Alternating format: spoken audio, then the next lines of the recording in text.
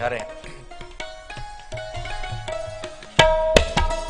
વર્તમાન પાંચરે પડાવે રાધા કરી રે વર્તમાન પાંચરે પડાવે દ્રઢ કરી રે વર્તમાન પાંચરે પડાવે રાધા કરી રે વર્તમાન પાંચરે પડાવે દ્રઢ કરી રે સંભળાવે હરિના ચરિત્ર પધાર રે સંભળાવે હરિના ચરિત્ર ઉદાર રે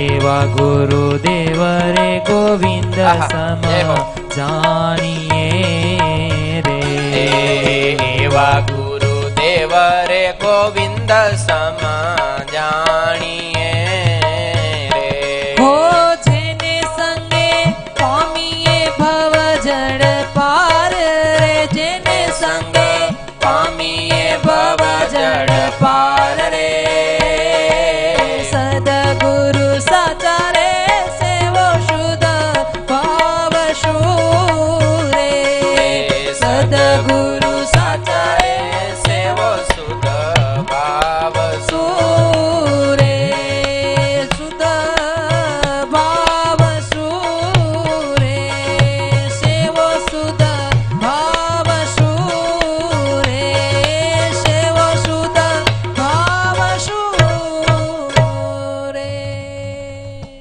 મુક્તાનંદ સ્વામી કહે કે આવા સદગુરુના સમાગમની અંદર કોઈ રહે છે તો એને જે કઈ વર્તમાન છે, ધર્મ છે, આજ્ઞાઓ છે, અતિ દ્રઢ કરીને પડાવે છે. વળી ભગવાનના હરરોજ ચરિત્ર સંભળાવી અને ભગવાનને વિશે આપણને એવા જોડી દે કે પંચ વિષય તો આપણી નજીક ફરકી પણ ન શકે. આવા ગુરુ દેવરે ગોવિંદ સમજાણી. આવા ગુરુ છે ને કેના જેવા છે? ગોવિંદ કહેતા ભગવાન તુલ્ય છે કે જેના સંગે આપણે ભવસાગરને તરી અને ભગવાન સુધી પહોંચી જાય.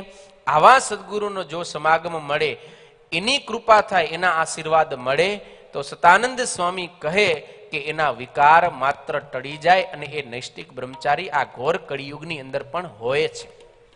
એટલે જે પ્રતિવાદી શંકા કરે છે કે કળિયુગની અંદર નૈષ્ટિક શબ્દનો પ્રયોગ શા માટે કર્યો, તો સતાનંદ સ્વામી જવાબ આપે કે એ નૈષ્ટિક શબ્દનો પ્રયોગ જે ભગવાનના ભગવદ નૈષ્ટિક બ્રહ્મચારીઓ છે ને એના માટેનો છે, પણ ભગવાનથી વિમુખ હોય એના માટેનો અહીંયા કને છે નહીં. કારણ કે એને તો બ્રહ્મચર્ય રહી જ ન શકે ભગવાનની કૃપા ન હોય તો.